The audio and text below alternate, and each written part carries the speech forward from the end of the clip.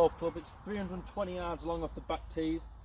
Pretty straightforward hole. Usually can drive this or hit it pretty close with the driver, but there's a lot of trouble down the right hand side, ghost bushes down the right hand side. So today I'm going to hit a 5-iron up to a yardage I am comfortable with, and the aim line is going to be way down that left hand side, which is the fat portion of the fairway.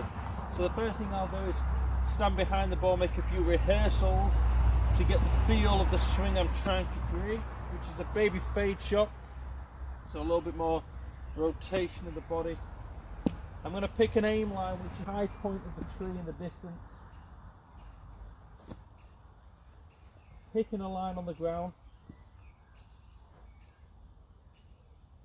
Foot line leveled up. Make a committed swing to that intended target.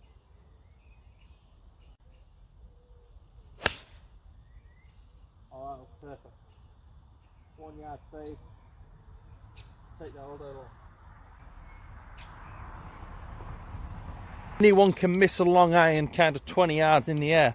Now if I was very intentional with that aim line and I gave myself 20 yards either side, then I can commit to the shot with a lot more confidence, because I know if it veers off that line at all, I'm still going to be okay. I hit that so well and so committed that I've actually run straight through the back of the fairway, almost into this mounded area. So I've got a bit of a tricky line in the rough there. 100 yards into the flag, but the key thing here is that the flag is right at the back portion of the green, and long is a big no-no. Short-sided won't get up and down, or will struggle to get up and down. And there's two things that are going to add distance to this shot. One is that the ball is lying in thick rough. I potentially am not going to get any spin, so I've got a bit of a poor lie, no spin, and the wind is slightly down. So I'm really going to look at hitting this shot about 80 yards in the air, and therefore I've got a lob wedge out here, and I'm going to focus on aiming to the front third of the green. The front third of the green is going to allow me to release the ball to the back of the green and not worry about it flying too far.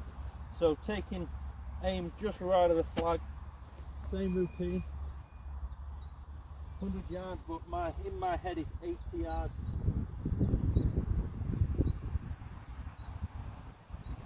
Hit the shot.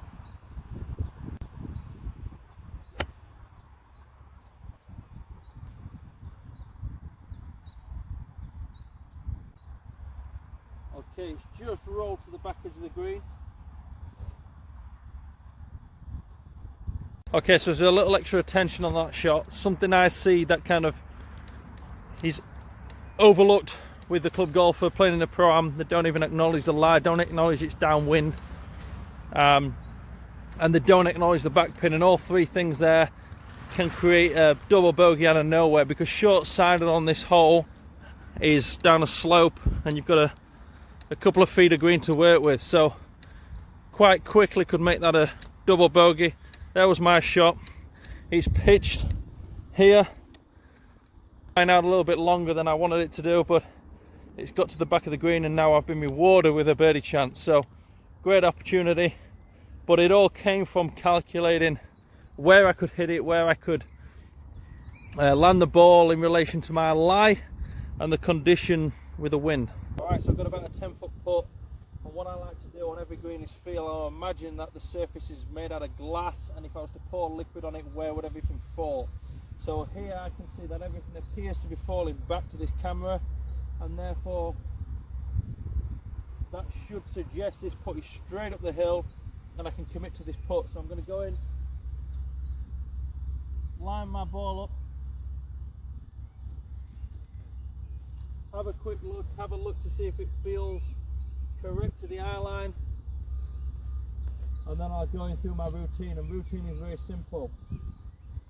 In, club face line, feet 50-50, couple of rehearsals whilst looking at the target, and commit to the putt.